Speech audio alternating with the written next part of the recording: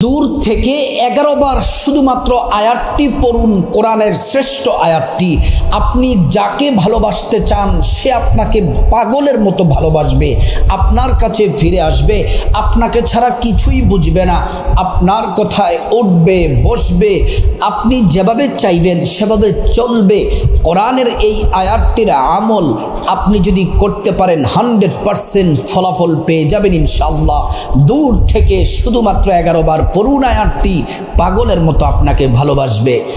প্রিয় দিনী ভাই ও বোন, মুরগি জবাই করার পরে যেমন করে ছটফট করে আপনার জন্য ঠিক তেমন করে ছটফট করবে। এই আমলটি হচ্ছে অনেক দামি, কোরআনের আমল বিফলে যায় না। এমন কোনো সমস্যা নাই যেই সমস্যার সমাধান আল্লাহর কোরআনের মধ্যে নাই।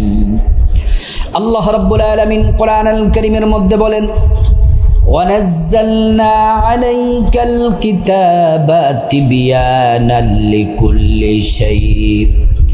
আল্লাহ রাব্বুল আলামিন বলেন, বান্দা এই কোরআনের মধ্যে আমি সব বিষয় উল্লেখ করে দিয়েছি, সব বিষয় কোরআনের মধ্যে আছে। এমন কোনো বিষয় নাই যে বিষয়টি কোরআনের মধ্যে নাই।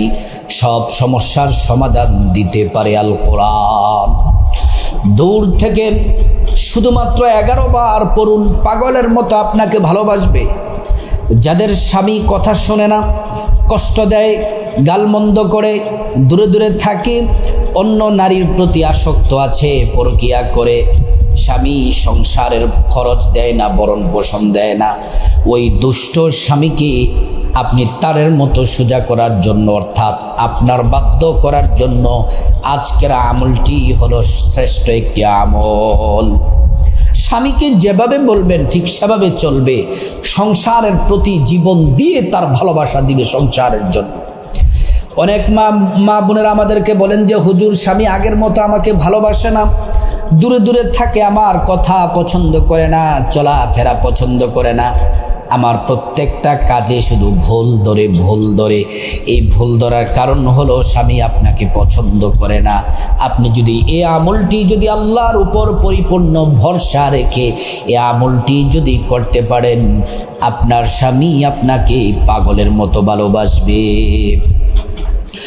যাদের শ্বশুর শাশুড়ি কষ্ট দেয়, যন্ত্রণা দেয়, মানসিক যন্ত্রণা দেয়, শ্বশুর শাশুড়িকে বাধ্য করার জন্য এই আমলটি করতে পারেন, আপনার শ্বশুর শাশুড়ি বাধ্য হয়ে যাবে, আপনাকে আর কষ্ট দিবে না, আপনার সাথে মিলেমিশে থাকবে। যাদের সন্তান কথা শোনে না, সন্তান অবাধ্য হয়ে গেছে, খারাপ ছেলেদের সাথে মিশে গেছে, সন্তানের জন্য আমলটি করলেও 100% ইনশাআল্লাহ কাজ হবে। সম্মানিত মা বোনেরা আমার, মুসলিম ভাইরা ভালো করে শুনুন, আপনাদেরকে বলি কোরআনের আমল বুলেট মিস হতে পারে, কিন্তু আমলটি করলে মিস হবে না। সম্মানিত মা বোনেরা আমার, সরাসরি মূল আলোচনার মধ্যে চলে যাই। আমলটি করার জন্য সর্বপ্রথম আপনাকে সুন্দর করে ওযু করা লাগবে। তার আগে বলতে চাই, আল্লাহর উপর পরিপূর্ণ ভরসা এবং আল্লাহর উপর তাওয়াক্কুল রেখে আমলটি করতে হবে। আল্লাহ তাআলা কোরআনুল কারীমের মধ্যে বলে দিয়েছেন, ওয়াইযা সাআলাকা ইবাদি আন্নী ফাইন্নী করিব উজিবু দাওয়াতাদ দাঈ ইযা দাআন। আল্লাহ রাব্বুল আলামিন বলেন, মুহাম্মদ সাল্লাল্লাহু আলাইহি ওয়াসাল্লাম, আমার বান্দারা যদি আপনাকে আমি আল্লাহ, আমি রব সম্পর্কে যদি আপনাকে জিজ্ঞেস করে, ইন্নী করিব, আপনি বলে দেন আমি আল্লাহ তাদের অতি নিকটে আছি। আমি আল্লাহর কাছে তারা যা চাইবে আমি আল্লাহ রাব্বুল আলামিন তাই দিব। আল্লাহু আকবার। সম্মানিত মা বোনেরা আমার, মুসলিম ভাইয়েরা, যে কোনো সমস্যার জন্য আল্লাহর কাছে যখন আপনি আমলটি করবেন, দোয়া করবেন, আল্লাহর সাহায্য অতি নিকটেই আছে। আল্লাহ পাক বলেন, আলা ইন্না নাসরুল্লাহি করিব, আল্লাহর সাহায্য অতি নিকটে আছে। আমলটি করার জন্য সর্বপ্রথম আপনাকে সুন্দর করে ওযু করা লাগবে। আমল কিন্তু শুরু এখান থেকে স্টার্ট। সুন্দর করে অজু করবেন। অজু করার শুরুতে পড়ে নিবেন বিসমিল্লাহির রহমানির রহিম। তারপরে সুন্দর করে অজু করবেন নবীর তরিকা মতো। অজু করলে দুইটি পুরস্কার আল্লাহর পক্ষ থেকে পাবেন। এক নাম্বার পুরস্কার হলো অজুর পানির সাথে আপনার গুনাহগুলা সব ঝরে ঝরে পড়ে যাবে। দ্বিতীয় নাম্বার পুরস্কার হলো হাশরের ময়দানে আল্লাহ রাব্বুল আলামিন অজুর অঙ্গ প্রত্যঙ্গগুলার মধ্যে নূর দিয়ে দিবেন, নূরে চমকাতে থাকবে। প্যারা নবীজি সাল্লাল্লাহু আলাইহি ওয়াসাল্লাম আমাদেরকে দেখেই চিনে ফেলবেন, আল্লাহর কাছে নিয়ে যাবেন, সুপারিশ করে আল্লাহর জান্নাতে পৌঁছে দিবেন।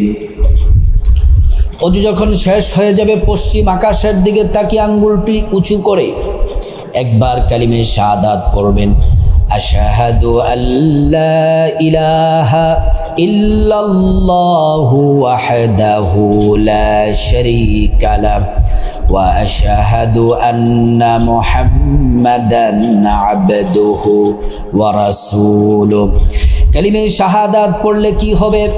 আল্লাহ রাব্বুল আলামিন জান্নাতের ফেরেশতাদেরকে বলেন, ও জান্নাতের ফেরেশতারা, জান্নাতের গেটগুলা খুলে দাও, দরজাগুলা খুলে দাও। আমার বান্দারা যে দরজা দিয়ে মনে চায় ওই দরজা দিয়ে জান্নাতে প্রবেশ করবে আর জান্নাতের নাজ নিয়ামত ভোগ করবে। সুবহানাল্লাহ, আল্লাহু আকবার। প্রিয় মা ও বোনেরা, তারপর আপনারা পবিত্র জায়নামাজ বিছিয়ে নেবেন। জায়নামাজ বিছিয়ে একটা কথা খেয়াল রাখবেন, আপনাদের শরীরটা, আপনাদের জামাটা যেন পবিত্র থাকে।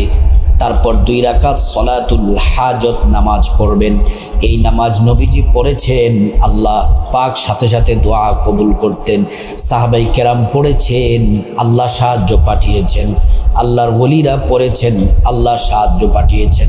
আমরাও যদি আল্লাহর উপর পরিপূর্ণ বিশ্বাস রেখে 2 রাকাত নামাজ পড়তে পারি, আল্লাহ তাআলা আমাদেরকে সাহায্য করবেন। আপনার স্বামীকে বাধ্য করার জন্য নামাজটি পড়বেন, সন্তানকে বাধ্য করার জন্য নামাজটি পড়বেন, শ্বশুর শাশুড়িকে বাধ্য করার জন্য নামাজটি পড়বেন, স্ত্রীকে বাধ্য করার জন্য স্বামীরাও আমলটি করতে পারেন, নামাজটি পড়বেন। শুধু তাই নয়, শত্রুকে দমন করার জন্য, শত্রু যেন আপনার ক্ষতি করতে না পারে তাদের জন্য এই 2 রাকাত নামাজ পড়বেন। শুধুমাত্র 2 রাকাত নামাজ। নিয়ত এভাবে বলবেন, আমি আল্লাহর সন্তুষ্টির জন্যে 2 রাকাত সলাতুল হাজত নামাজ আদায় করছি। আল্লাহু আকবার বলে নিয়ত করবেন। সানা পড়বেন, সুবহানাকাল্লাহুম্মা, সানাটা পড়বেন। আউযু বিল্লাহ, বিসমিল্লাহ পড়বেন, সূরা ফাতিহা পড়বেন। তারপর 10 বার সূরা ইখলাস, কুল হুয়াল্লাহু আহাদ পড়বেন। তারপরে রুকু করবেন, 2 সিজদা করবেন। 2 সিজদা করে প্রথম রাকাত কমপ্লিট। দ্বিতীয় রাকাতের জন্য দাঁড়িয়ে যাবেন। দ্বিতীয় রাকাতের জন্য দাঁড়িয়ে প্রথমে সূরা ফাতিহা পড়বেন। তারপর 10 বার সূরা ইখলাস, কুল হুয়াল্লাহু আহাদ পড়বেন। তারপর রুকু করবেন, 2 সিজদা করবেন, বৈঠক দিবেন, তাশাহুদ পড়বেন, দুরূদ শরীফ পড়বেন, দোয়ায়ে মাসুরা পড়বেন। তারপর ডান দিকে বাঁ দিকে সালাম ফিরিয়ে নামাজ শেষ করবেন। নামাজ শেষ করার পরে প্রিয় মা বোনেরা, আমার মুসলিম ভাইরা, কোরআনের আয়াতটি 11 বার পড়ার আগে ছোট্ট একটি ইস্তিগফার 11 বার পড়বেন। আস্তাগফিরুল্লাহ ওয়া আতুবু ইলাইহি, আস্তাগফিরুল্লাহ ওয়া আতুবু ইলাইহি। এই ইস্তিগফারটি 11 বার পড়বেন। 11 বার ইস্তিগফার পড়লে কি হবে? 5টি পুরস্কার আল্লাহর পক্ষ থেকে পাবেন। 1 নাম্বার পুরস্কার হলো আল্লাহ তাআলা জীবনের গুনাহগুলা মাফ করে দিবেন। 2 নাম্বার টাকা পয়সা ধন দৌলত রিজিক খাবার দাবার দিয়ে আল্লাহ পাক ধনী বানিয়ে দিবেন। 3 নাম্বার নেক সন্তান দান করবেন। 4 নাম্বার জান্নাতে প্রবেশ করাবেন। 5 নাম্বার জান্নাতের নহর থেকে শরবত পান করাবেন। প্রিয় মা বোনেরা, আমার মুসলিম ভাইরা, তারপরে কোরআনের সেই আয়াতটি 11 বার পড়ার আগে, দূর থেকে 11 বার পড়ার আগে 11 বার নবীজির প্রেম মোহাব্বত ভালোবাসা নিয়ে দুরূদ শরীফ পড়বেন।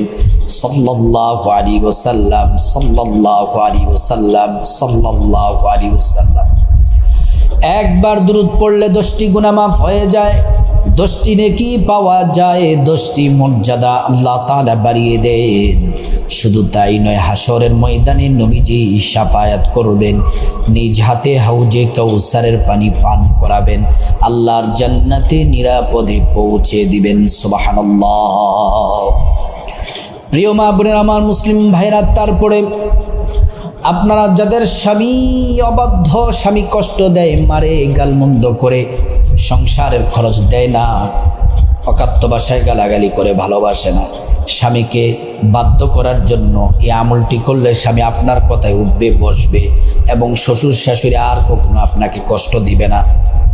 তাদেরকে বাধ্য করার জন্য কোরআনের এই আয়াতটি 11 বার পড়বেন। কতবার? 11 বার। এমন করে গনে গনে দূর থেকে পড়লেও হবে, 11 বার পড়বেন। وألقيت عليك محبة مني وألقيت عليك محبة مني وألقيت عليك محبة مني وألقيت عليك محبة مني 11 বার পড়বেন। আপনার স্বামী কখনোই আপনাকে ছেড়ে যাবে না, অন্য নারীর প্রতি আসক্ত হবে না, শুধু আপনাকেই ভালোবাসবে, আপনার কথা উঠবে, বসবে, শ্বশুর শাশুড়ি আর কষ্ট দিবে না। যাদের সন্তান খারাপ হয়ে গেছে, বাধ্য করতে চান, সন্তান কথা শুনে না, সন্তানের জন্য এই আয়াতটি দূর থেকে পড়বেন। এটা কোরআনের আরেকটা আয়াত। সন্তান নাবাজি হবে, সন্তান নেককার হবে, সন্তান ভালো হবে, আল্লাহর কাছে চোখের পানি ছেড়ে দোয়াটি 11 বার পড়বেন। এটাও কোরআনের আয়াত।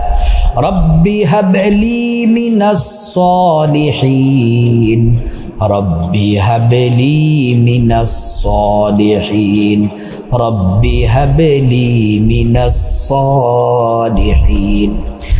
11 বার পড়ার পরে তারপরে আবার দুরূদ শরীফ 11 বার পড়বেন। সাল্লাল্লাহু আলাইহি ওয়াসাল্লাম, সাল্লাল্লাহু আলাইহি ওয়াসাল্লাম, সাল্লাল্লাহু আলাইহি ওয়াসাল্লাম। এই দুরূদ শরীফ পড়লে কি হবে? আপনি যতক্ষণ দোয়া করলেন, আমল করলেন, সবগুলো আসমানে ঝুলে থাকে। যখন আপনি শেষে দিয়ে 11 বার দুরূদ শরীফ পড়বেন, সাথে সাথে এই আপনার সব দোয়া, প্রত্যেকটা দোয়া আল্লাহর আরশে আজিমে পৌঁছে যাবে। আল্লাহ রাব্বুল আলামিন আপনার দোয়াগুলা কবুল করে নেন। সুবহানাল্লাহ। তারপর আল্লাহর কাছে মুনাজাতে এভাবে হাত তুলবেন, আল্লাহুম্মা আমিন। 3 বার পড়বেন, ইয়া যাল জালালি ওয়াল ইকরাম, ইয়া যাল জালালি ওয়াল ইকরাম, ইয়া যাল জালালি ওয়াল ইকরাম, ইয়া যাল জালালি ওয়াল ইকরাম।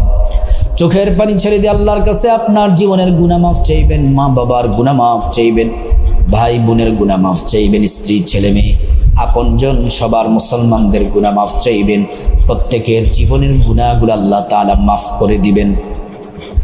তারপরে রব্বুল আলামিনের কাছে বিপদ থেকে মুক্তি চাইবেন, ঋণ থেকে মুক্তি চাইবেন, অভাব অনটন থেকে মুক্তি চাইবেন, জাহান্নাম থেকে মুক্তি চাইবেন, আযাব গজব থেকে মুক্তি চাইবেন, অ্যাক্সিডেন্ট দুর্ঘটনা থেকে মুক্তি চাইবেন, রোগ থেকে মুক্তি চাইবেন। প্রত্যেকটা দোয়া আল্লাহ পাক কবুল করবেন। তারপরে রব্বুল আলামিনের কাছে টাকা পয়সা, ধন দৌলত, রিজিক, খাবার দাবার, নেক হায়াত, নেক সন্তান, নেক পরিবার, পরকালের জান্নাত চাইবেন। প্রত্যেকটা দোয়া আল্লাহ রাব্বুল আলামিন কবুল করবেন। প্রিয় মা বোনেরা আমার, মুসলিম ভাইরা, তারপরে যাদের স্বামী কষ্ট দেয়, গালমন্দ করে, কথা শোনে না, ভালোবাসে না, দূরে দূরে থাকে, আল্লাহকে চোখের পানি ছেড়ে বলবেন, আল্লাহ আমার স্বামীকে বাধ্য করে দেন, আমার স্বামী যেন আমাকে ভালোবাসে, মোহাব্বত করে, আমার পরিবারের প্রতি ভালোবাসা স্বামীর কলিজার মধ্যে ভরপুর করে দেন। সব বলবেন আপনার দুঃখের কথা, আল্লাহ প্রত্যেকটা দোয়া কবুল করবেন। যাদের শ্বশুর শাশুড়ি কষ্ট দেয়, আল্লাহকে বলবেন, আল্লাহ তাআলা আপনার শ্বশুর শাশুড়িকে বাধ্য করে দিবেন। তারপরে যাদের সন্তান কথা শুনেন, আল্লাহকে বলবেন, আল্লাহকে বলার সাথে সাথে আপনার সন্তানকে আল্লাহ পাক বাধ্য করে দিবেন। শত্রু ক্ষতি করতে চায়, আল্লাহকে বলবেন, আর শত্রু ক্ষতি করতে পারবে না। দোয়াগুলা করার পরে যাদের আম্মা বা আত্মীয় স্বজন কবরবাসী, তাদের জন্য ক্ষমা চাইবেন, আল্লাহ তাআলা তাদেরকে ক্ষমা করে জান্নাতবাসী করে দিবেন। এই আমলটি আপনারা প্রত্যেক সপ্তাহে একবার করবেন, প্রত্যেক সপ্তাহে আমলটি একবার করবেন। প্রিয় দিনী ভাই ও বোন, এই শ্রেষ্ঠ আমলটি করলে ইনশাআল্লাহ ফলাফল পাবেন। আল্লাহ রাব্বুল আলামিন আমাদের সবাইকে এই শ্রেষ্ঠ আমলটি করার আল্লাহ পাক তৌফিক দান করুন।